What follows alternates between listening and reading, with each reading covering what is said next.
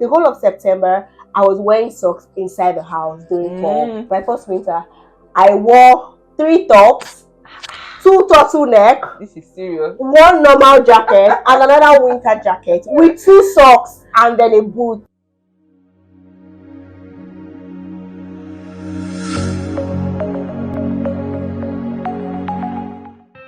Hi, Love Tribe. Welcome to another episode on Mind Over Matter. Today we have a very first guest.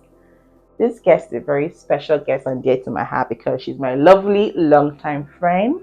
Please welcome Precious. Hi, Love Tribe. I'm glad to be here. Thank you so much for joining us and being here. We're happy to have you. So today we're actually talking about 10 culture shocks as immigrants in Canada. But of course, before we go into that, you know how we do it here with a fun fact. Now, did you know that ancient China makes rice, milk, and snow, like make it as ice cream, like over 2,000 years ago? What? Oh my god. So I was like, can you actually eat that right now? Oh, Snow mixed with rice no. and milk was ice cream then. Oh my god, no. I'm just gonna puke. Like imagine eating that right now. Wow. I don't even know how that. But thank God that's not what we're doing now. So everything has upgraded. But Yeah, back then, thankfully. that's what I guess because the snow is cold and I don't know the rice and milk. But why rice though? I don't know. Whatever that. Nah. I don't know keep up like that. But I guess people really liked it there. But thank God for technology, Yeah. We don't have to have do other that things now. we're eating now.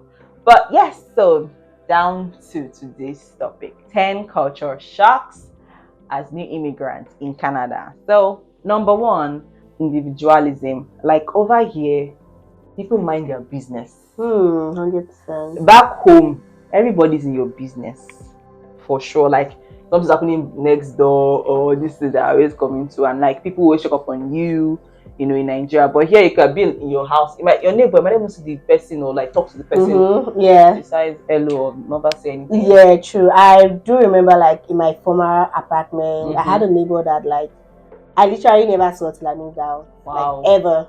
I think it was like my last day when I was trying to move my house. Like, oh hi, you So live here. I'm like, oh, I used to live here now, Right. Yes, everyone minds their business. Would you say, like to you now, would you say that's a good thing or a bad thing? Like, you've been in Canada for a while now. Do you miss the whole communalism we had back home, the whole communism we had back home? Or do you like the way like everyone is in their own lane to you? What would you think? I think I'm okay with everybody being in their own lane. Nobody's being so much in my business. Though there are some people over here, when you move in, they come over to meet you. Oh, hi, you're my new neighbor. Not like everybody does that. Few people come and say, oh, hi, you're my new neighbor. Hi, nice to meet you. But most of them don't do that anyway. But I'm okay with because I'm a kind of private person. So. For me, I would say I kind of miss the communism we had back home. Yeah, because let me give you an instance. Okay. I know like one of my mom's friend's son, he committed suicide here in Canada. Whoa. Yeah, and like his neighbors never knew his name.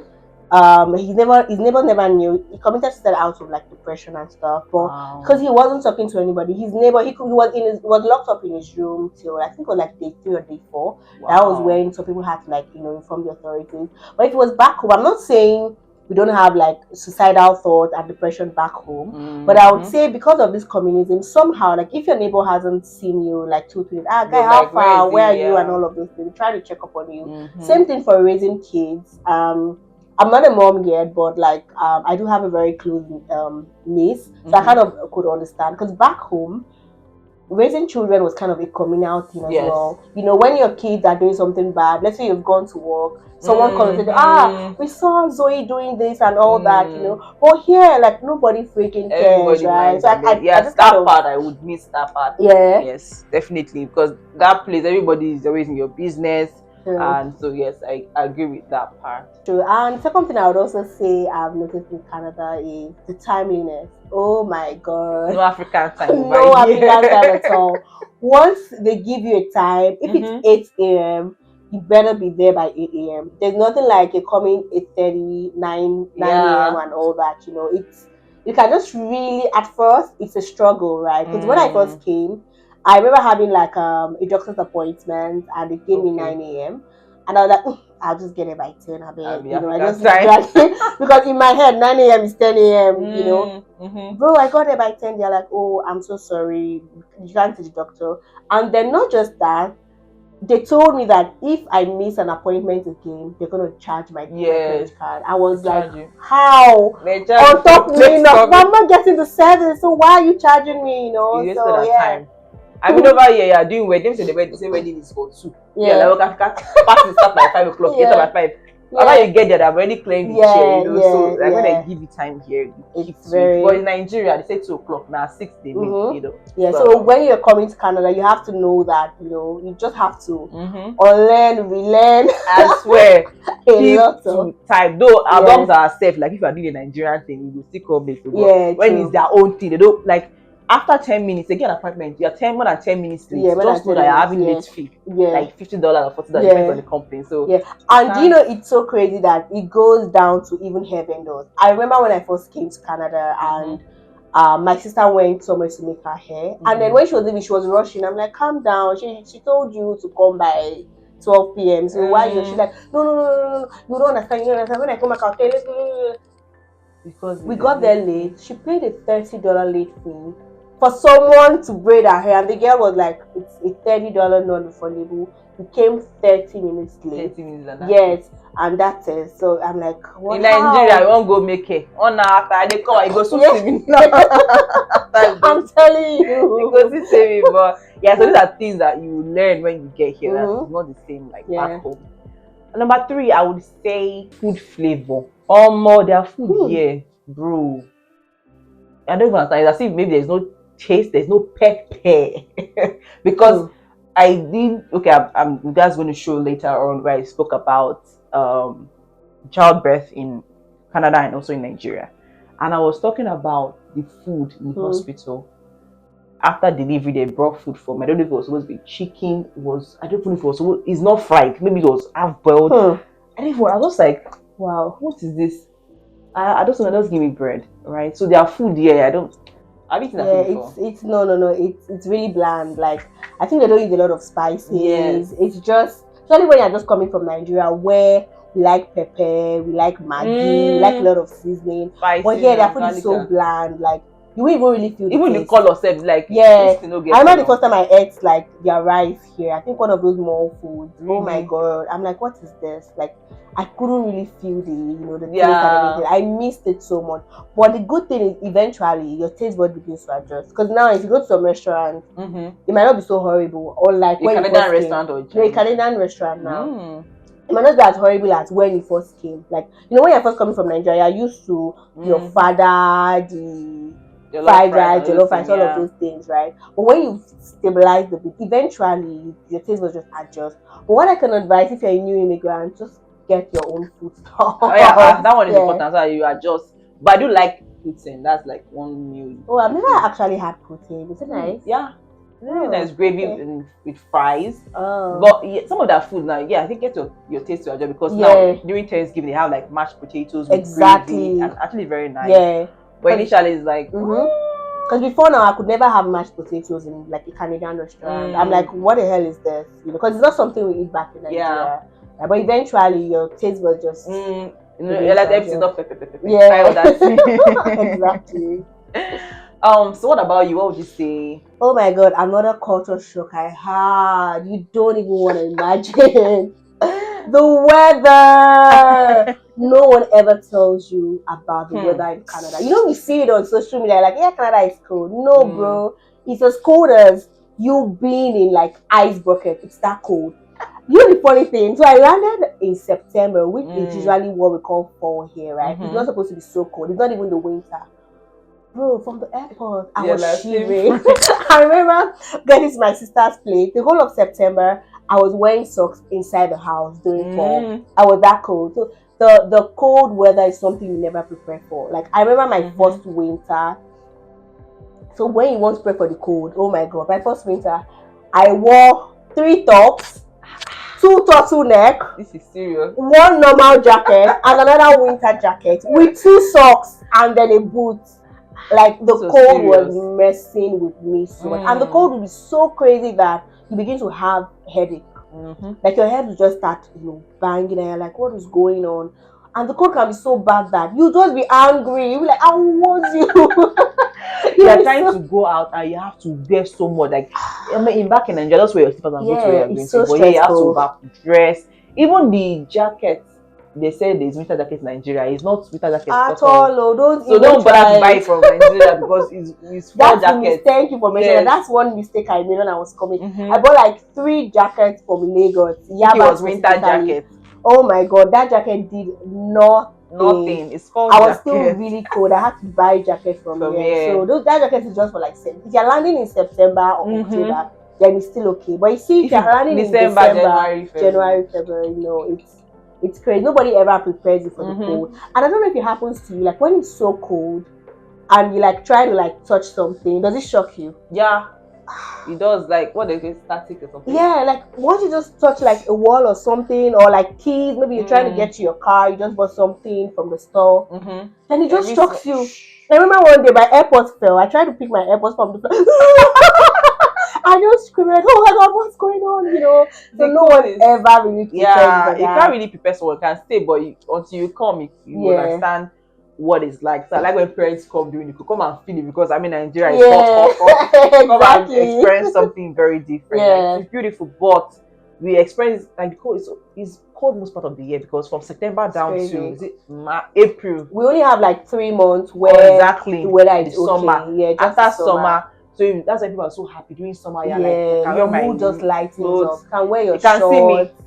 Exactly. Because we're almost in that season. But before then, no, you are going now. Just want to go to next door. You have to wear boots because the snow is heap of snow. Then just imagine going to work like that. I remember like one of the places I used to work. I resumed during the winter month. Oh my god. And having to go it was crazy. Like I had to wear a lot of layering, a lot of clothes, gloves, head warmer. At the end of the day, you won't even recognize me. I looked like this. My hands were hanging because too much jacket. I know proud that because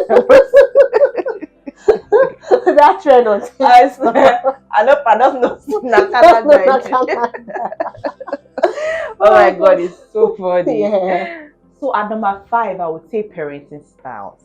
I mean, over here when the kids are like, I'm like, Mom, please, I'm talking to you, please. In Nigeria, you try that one. The next thing we hear is call to glory. Your picture is already on, because they don't play like that in Nigeria. Even if your parents say anything, outsiders will put mouth. They say it takes a village to raise a child. Back like that, they will put mouth. Hey, how can I talk about that? But over here, I'm just like. I just remember one of those skits. I think I've seen a very funny skit where they said, oh, you tell your mom, like, if you are over here and you tell your mom that, oh, Mom, I don't want to go to school today, I'm just tired. I'm not just in the mood. Mom said, oh, is everything okay? You know what? Take some time off. Then you tell an African parent back home, I don't want to go to today. Many things they will say, you want to be a bad child. You know what? Change. You no wonder you're always on your phone. Yes, your phone. Now you say you want to go to school. And all of that, Parenting styles are very different here. And Nigeria, of course, 2x2. Wow, the whole time. People still give 2x2, but of course, I cannot do it in the outside. Yeah, because I heard that. I don't know, is that true that like your child can report you like to the authorities? Your child here is government child, government child. It's not you that get child in this place. In this place, your government that has child. And that's when at this place they can mind your business too. Yeah. When it comes to kids, when it comes to violence, let me say next door, I hear people screaming, they will call the police on you, right? The next day, just call social security. Exactly. So if it comes to kids, they don't mess it. Back home, the child they don't give the bike. In this place, don't try it too. So in this place, don't use eye. Yeah. When you get to go, but you cannot afford to try outside, and even here, if you are trying to do that, the child is afraid. They'll be like, why is this child leaning back? Like she's scared or something. Yeah. They don't mess even at school there, so you can't. Even here, once school closes, you have to go and pick your child at the right time. If your child is staying back out, maybe 30 minutes, you can come very late. They will call this. Then also, I think if they find out that, let's say you are like you beat your child at home, right, and then maybe there are marks on your child's body, and your child gets to school, the teacher actually has the right to report you to the government to say, Definitely. oh, this child is being maltreated at home. Even if the child did not tell the teacher, if they see any mark or any sign of violence on your child's body, they're like, something is definitely not wrong at home. They won't know that you're just trying to. There's no this thing. Even outside, you get your child that is because they're afraid of. So outside, you can't correct. You can talk to them, right? But you can't, smack them. But I mean, in Nigeria, that one I'm not saying they won't help you. But this place, don't be saying, Junior, don't. Honestly, let me reach out. Yeah, they used to spare the road. Just speak to the child. Do gentle parenting. I see now all the picky do gentle parenting. So my parents cannot do gentle parenting on Pekino, but they don't care in this place. You talk to them and you call it today. But in Nigeria, you can afford to anywhere. I say, mama, it's okay, don't beat her again. But here, it is not like that. So it's quite different. So for you, what would you say? I think another thing I would say, the work-life balance here. Oh my God, I love it.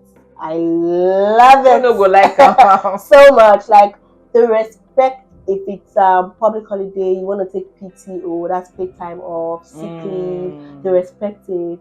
I remember one of the places I used to work, a colleague of mine said, oh, he can't come to work for 3 weeks. I'm like, oh, what happened? Then I take a mental health break, and immediately that was approved. Nothing like, oh, you have to check if you are so busy this period. Back in Nigeria, especially we that were coming from agency background, you cannot just take a break like that. No, if you have a lot of, if you are very busy that period, you have to make sure you work all through. Like you only take your vacation when you feel like it's a bit light. But here, no matter how busy you are, once it comes to your own vacation or you want to take leave of work and everything, they really, really, really encourage that. Most weekends, you don't have to open your laptop, you don't have to work. Monday you're back to work. If it's a public holiday, you just rest. So I think I love it so. It's not like it. I mean, back in Nigeria, if you want to force it on Friday, now from Monday you not start. I'm telling you, you'll be Tuesday. And even that Friday, you have to be busy. What if my boss? What if the one for hospital reports? Hospital reports, yes. Sick on Friday. Where is the hospital report? They never do that here. Oh my God. Who cares? Like I'm not feeling fine. Okay, take a day. I understand. That's it. Oh, take a day off. I understand. Nobody asking for doctor's reports or something. But in Nigeria, doctor's report you provide them. I remember one time I actually really, really, really was sick. Like I had malaria, like back in Nigeria. And there's some kind of malaria that you don't really need to go to the hospital. It's quite yes. Use the just use malaria drug, right? And it's okay. Yeah. But they requested for doctor's report, and I tried to explain that. You don't go hospital. It was just the pharmacy, and they said, "Oh, show me the pharmacy receipt." Bro, I actually had to look for the pharmacy receipt, and I showed them. If you are lying about it. That's why people have to lie, because people stress. I mean, the other time in the team's message at my workplace, one lady sent to the teacher like, "I'm so sorry guys, I slept in." Literally, she woke up around 5 and she slept in, and they're like, "Oh, that's fine. That happens. You slept in. Then mention your manager for You can never try it in Nigeria. You slept in what? Resign from there. 10 minutes from there. You take 10 minutes late. Like Papa get company. They come tell me say that you have effort to write I slept in. It's even the slept in. If it's in Nigeria, some companies you resign from there immediately. How would you say you slept in? And the guy who talk to you slept in, you won't give excuse. Nigeria, your grandma died, they won't give 1 day. Even your wedding. I remember one girl I know, we used to work together. On her wedding day, she was responding to me. They don't even give her any time off. Give her time off. Your grandma died, and one day go. Let the dead bury the dead. Go do one day. Honestly. When this place, oh my dog died, I take the time you need. Yeah, even when you're moving to a new apartment, like, oh, you know what?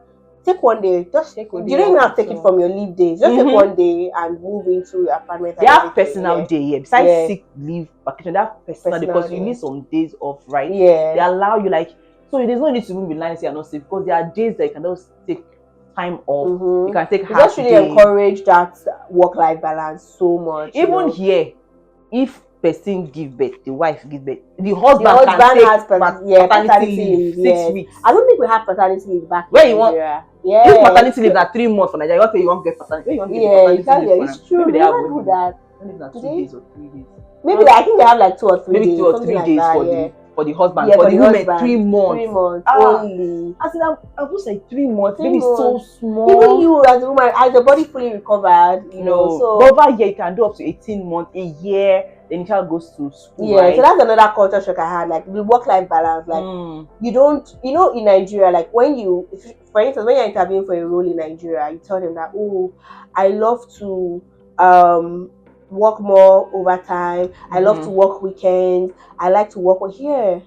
They don't even want to hear that. They want to hear that you have work-life balance. Yes, you take rest when you need to. You take your holidays when you need to, and all that. And the most important thing is that you are doing what you're supposed to do. It's not about, yeah. These are pretty chill when it comes to work. You're on your break. You have like 1 hour break. Yes, yes. In Nigeria, I don't know if it's setting the 1 hour 2, but honestly, I can't even remember if we ever really had like break like that. I think like 30 minutes or something. But you have to rush your food. You have to rush your food. Yeah, because you're always busy. There's no time in between and everything. Yeah. We won't work overtime safe. You work overtime and all that. But yeah, if you work overtime, you get paid because they actually value your time so much. Because they feel like, oh, you'd have been resting with this time, you'd have been doing other things with this time, but you chose to work for the company. They really, really value that, and they pay you like either times 2 or times 1.5 of what you usually earn, right? So it's one thing I also really love about here. Pretty cool. On number 7, I would say saying thank you to the bus driver. That will weak me. You enter bus, you go and they go say thank you. Thank you. You know the worst part is they don't even respond to your thank you. That's what was the man doing. The funny thing is, but why do people do that though? I don't know. I don't say thank you. You say thank you. I don't say thank you. But I notice people say that, and the drivers don't even respond. That's the annoying part. You don't even respond. I think the thing with Canadians is they're like super nice. They are so courteous. Like any little thing. Thank you. Yeah, thank you. Please, could you do that? Oh, please. Like they are so nice. Yeah, that's. I entered the bus once, and I was already told that you must say thank you or you say thank you. I said, okay, they play. When I entered the bus, I just got down. I feel like as if I was seeing eyes on the back of my head. This game looks like it's very proud. I don't pay money. Because in Nigeria, never. Oh, wow. You should come for the bus. I don't say thank you, like I already paid. But if I use Uber, like the taxi, I would say thank you and he will respond to me. But this one, I never say anything. Yeah, most of the time they listen. So why? Why am I saying thank you? Because you know, to respond, just be keeping straight face. Thank you. I'm like, I beg, I don't say.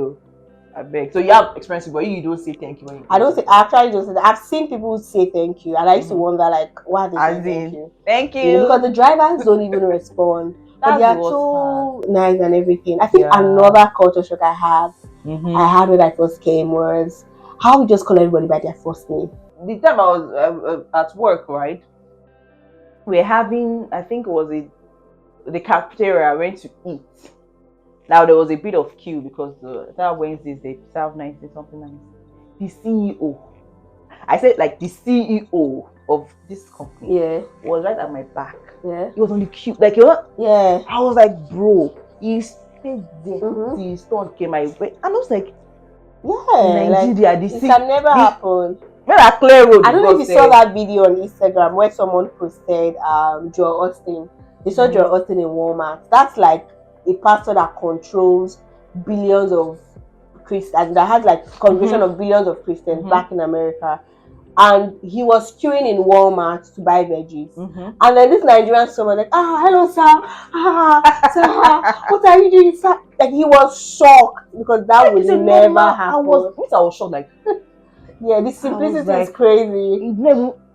Nobody see. Everybody's like, you will see CEO, you be like, is this the CEO? Like it's as if it's your colleague. Nothing special. Nothing. There's no like hierarchy. Nothing. You call your CEO by your first name. Like that's the name. Hi John. Hi Dave. Hi Dave. Hi. Like you be like, this is the CEO. As in, this is the CEO. This is because the CEO. In Nigeria, it's sir, and not just sir. You say Mr. Sir. Mr. Brother, Uncle Sir.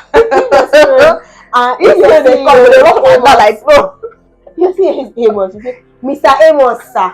Good morning, Mr. CEO as they arrive, see chaos. Everybody. Well, you could even be walking in late. I just see you. Like, oh, hi. Are you good? How's the night? Oh, good. How's your weekend? You like, how are you doing? Hi. You good? In Nigeria, see you come. If never like that, make another way to cost them. Everybody You here. Like see tremble. See how they come. Maybe 5 minutes. I know what you're talking about. I don't want to say this on camera.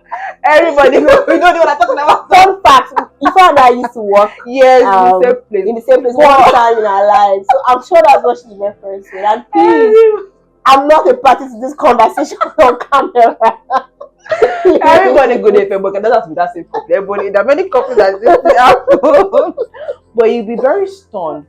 Even men, I thought, I'm like, how do I call this woman that name? Someone that is older than me. Yeah, I was like, but that would be so weird. Like, you can't call them and they'll be like, no, like they don't want to be called. Just call me by my name and let's end it there. So nobody don't look at people as, oh, she's older than me. There's no, I'm not your age mate. You know how I am. They don't do this one. Yeah, everybody. Respect is exactly how that's it. That's how they're own. It's no like everybody respects you. You like it's just a mutual thing. There's nothing about age or no age and everything. You know, everybody just say everybody are the same on the same level. There is no this person has to be over there. Like it's as simple as that. So that was very shocking for me. I wouldn't like coming from where we are coming from, where respect and everything is. Am I your mate? Do you know who I am? Honestly, do you know where I come from? There is no. We respect everybody down to the security. There's respect for everybody. So I think that was shocking for me for sure. So number 9, I would say oversharing. This place, I see there's no secrets. Everybody's like, oh, they just ask questions. They don't assume like something that's supposed to be secretive. For example, now, when I came to Canada when I was pregnant with my second child, and even in supermarkets, they'll be asking you, oh, how far gone are you? How many months in? Is it a girl? Is it a boy? I'm like, in Nigeria, when you are pregnant, nobody even knows how far. They don't say, oh, these guys are giving birth. That's it. If they can even conceal that you're pregnant, they will conceal Nigeria. Like nobody asks you. Like it's not like it's very private. Yeah, I remember like working somewhere and like here in Canada, and they wasn't asking that. Oh, are you dating? Have you seen anyone in Nigeria? Like, bro, nobody gives. Like nobody cares, right? Everybody keeps their business private. We're very like secrecy. We conceal things. Yeah, we conceal things a lot in Nigeria. But here, like everybody's so open. Like, for instance, you know your manager's husband's name, you know your manager's kid's name, you know where they go to school, you know the church she attends. She knows yours as well. Because they are free and they're very free. Like she knows your favorite food. She knows a lot of things about even where you live. But in Nigeria, like you could have colleagues you've worked with for 5 years. They don't even know where exactly you live or nothing about you. But here, like. I think at work when you get to work, come and sit talk. What did you do about the weekend? Oh my God. This one, that one, this thing. They'll all be talking. And everybody say, hello, welcome. Like, they will ask questions. If you be like, how am I supposed to answer? So coming from Nigeria, we keep things to ourselves a lot. And come here and it seems like a normal thing. You don't want to touch your belly. I think I go touch your belly. Yeah. You'll be like, I think one thing that also like really shocked me when you just mentioned this thing now was the small talk when I first started working here. The small talk was a huge shock because I was never used to it. Like, say for instance, on Mondays in Nigeria, you just randomly like, how's your weekend? Fine. It ends at fine. You don't know what I did in my weekend. But here, oh, I went for a wedding. After the wedding, then I went bowling. And then from bowling, oh my God, my mother-in-law came to see me. We cooked together. Then they go as far as telling you what they cooked. Oh, we made spaghetti with turkey. And then my kids came. And you're like... They'll give you the 401 of everything. They could go like 5-10 minutes into how their weekend was. Then you are just shocked because you're like, okay, so what do I tell them? Okay, I clean my house. Okay. I clean my house. They're like, what do I do? Because they always have like very eventful weekend. Well, maybe that weekend you had just a very random weekend, right? Like even my colleagues that their vacation is like maybe 2 months time, they will tell me, I'm going to this country. Yeah, they say, they will not be telling you things. They'll be like, who asked this? They don't mind. They just like they can even show you on their phone, though. Their kids, their husband, if they have a pet, they'll be showing you the pictures. Oh, this is my 4-year-old daughter. Her name is Dave. She goes to this school. Yeah, her name is Emily. Like every they are open with that. Also, my wedding picture. Oh, last night, guess what happened? My husband did this and that. Even when I go to maybe for that service in Ontario, I went somewhere. How much I was going to trying to get someone on my back. Yeah. Before I let her there, I knew everything about her life. My husband is my sister. I just know they must tell me everything. Every single thing. It's crazy. Mama, let me conspire me for this thing. Make you tell me. Why you tell me? What would I do with this information? Why are you stressing me with this? And again, on the road or in elevator, You enter the elevator, stranger will enter. Yeah. Oh, how is it? Ah. It's nice today, right? They like having Then they ask. conversation. I remember when you just mentioned this elevator story right now. I just remember being an elevator, and then I had just like gotten groceries and stuff. So I was holding. I think I was holding chicken nuggets or something. And then I met this old lady at the elevator. I said, "Oh, is that chicken nugget?" I'm like, "Yeah." "Oh, where did you get that from?" I'm like, "Okay, no frills." "Oh, do you want to let me know how do you make yours? What's the rest?" Bro, we had a whole 3-minute conversation. I was just waiting for the elevator to get to my floor. I had a whole 3-minute conversation with this lady, telling her how I prepare your own. I'm like, no, they can't. No. But sometimes I actually avoid. I just happen to you. Sometimes I just want to avoid seeing some certain people just because of the small talk. Because they're like, they do small talk a lot. But sometimes it's so good because you feel like you get to you like hi, even on the road. I don't like if you're dressed like, oh, I love your dress. Oh where my did you get god! it Or your from? hair, your like nails. Nigeria, they like something like this. Yeah, everybody's so free and like, hi, your dress looks so nice. Your hair is so, oh my god, you're so beautiful. And so nice. Talking about niceness, another thing that really, talking about that niceness, another thing that really shocked me is the way everyone, like, if someone is behind you, the person opens the door. If someone is in front of you, I mean, they open the door for you.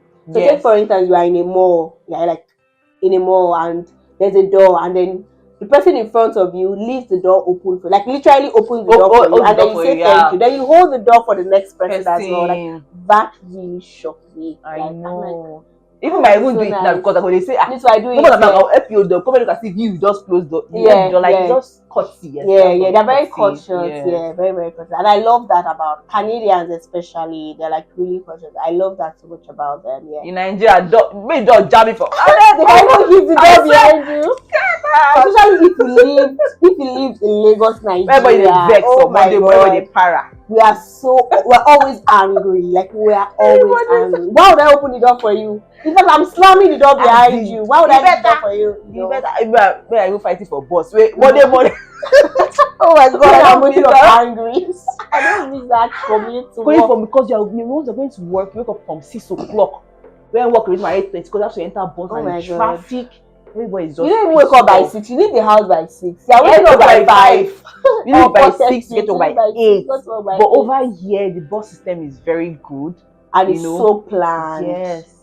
I think that's another thing that also shocked me. How planned to a very large extent, you can plan like the trajectory of your life in Canada. I think that's one of the advantages, because take for instance, your bills are usually stable.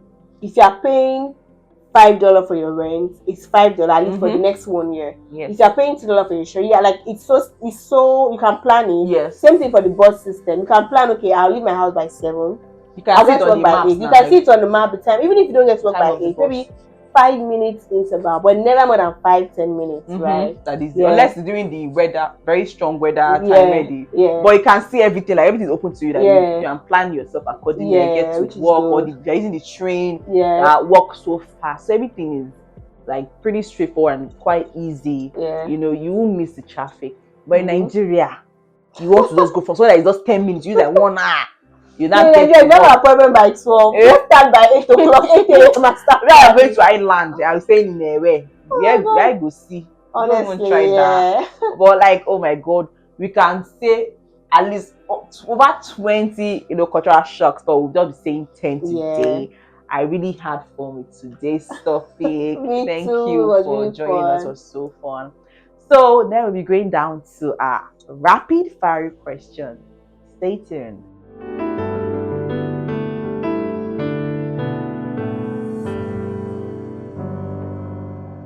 Alright, so we're still on the rapid fire question. So Precious, what is something that you say you really want to try this year? There are a lot. I'm just gonna mention one thing. I would say I just want to travel this year. I don't know where, honestly, because since I came to Canada, I haven't left Canada. In fact, specifically, I haven't left the shores of Ontario since I came to Canada. So even if I don't travel like outside of Canada, like I want to just go somewhere different this year. It's something new that I definitely want to try this year. So you see yourself actually? Yeah, I'll definitely travel to somewhere this year. I don't know where yet, right? Because I know already, I know, but and there's somewhere. Yeah. like there's so many places just within Canada you can Yeah, go for that's what I'm like. vacation and so many That's nice I'm really places. considering anywhere within Canada. You know. That's beautiful. I think for maybe next year. Elizabeth has been telling me about girls' trip every single year. Like, beginning of every year, I she's know like, that I messaged you last week. I'm like, precious, let's plan trip. You say again this year, again. Every year, yes, every year we dey plan till the day maybe we go. one year we'll eventually go. One year, the trip will leave the WhatsApp chat. I'm telling but you. to them, they see they plan it. What about you? What's something you want to try this year? Saving more. Deep. That's really nice. Nice. I know I look very unserious. No. I want to spend my money. You want to save? Well, like, I mean, it's good, you know, like saving a lot of things you want to do. Especially outside the country. I mean, things you want like achieve and like save up. True. So yeah, I think that would be a good. So like aggressive savings. Yes, I love it. But I also want to go on my trip here. Maybe next year. We'll see. Or in 10 years time. Sister. No, my fire. Next time we must go that trip. Okay. I'll remind you, this episode is going to be on YouTube, so the internet will remember. I'll remind you. Well, how large? So number 2, have you ever taken a social media break? Oh my god, you know, this question you asked me is so timely because I was also talking to a friend of mine, like I think last week or something. I've done that a lot of times because social media can, for me, I don't know about like other people, and I know like people also struggle with that. It can be very addictive, right? Sometimes when you wake up in the morning, instead of you to pray, you don't even know if your legs are working. You don't carry your phone immediately. So yeah, I've taken a social media break before. But the highest I did, I think I tried to do it for a week, but I could do for just 3 days. Just a week. I said I'm addicted to social media. Now 1 week. 1 week, and I couldn't even do that 1 week. I felt like an addict, like my body was shaking. Like, you have to take your daily dose of medication. My daily dose of Instagram specifically, but it's something I'm actually working on, like a lot. Like I'm trying to reduce my I could have sworn you let to say 1 month, 1 year. Say 1 week. 1 week is a lot for someone that is on social media like every minute of the day. You go on Snapchat, you go on TikTok, you go on Instagram, you be checking live.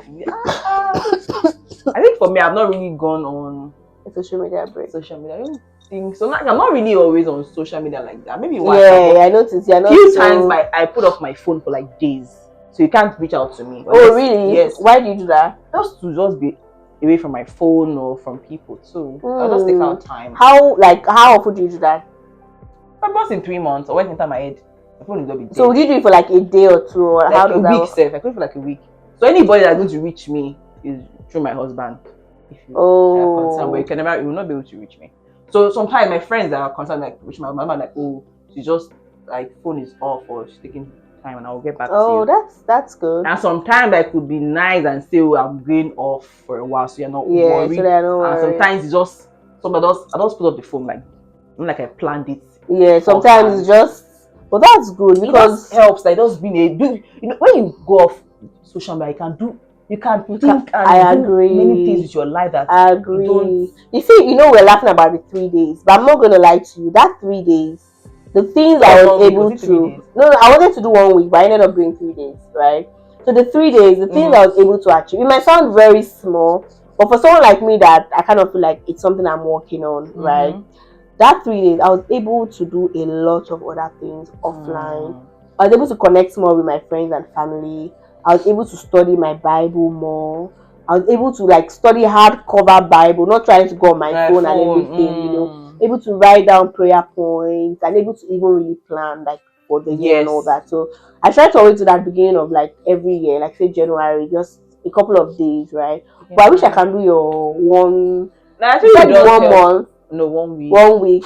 1 week. 1 month. Are you still on Earth? No, 1 week or 3 days. I can try that. I think I try. Think through because when I know your phone, there are other things okay. So I think about this one. Yeah. About that. Not as if you be on your phone. Instagram take all your time. 100%. Especially that Instagram. I'm working on it. You need a lot of time that I delete my Instagram app. Yes, I just delete it. just because I don't want to go there. I've done that a lot of times. But you can do some other thing like, you know, putting timer on your app. Yeah, I did that. There's someone told me about an app you can download, and then maybe once so I've done that now. Once I think I did 9 p.m.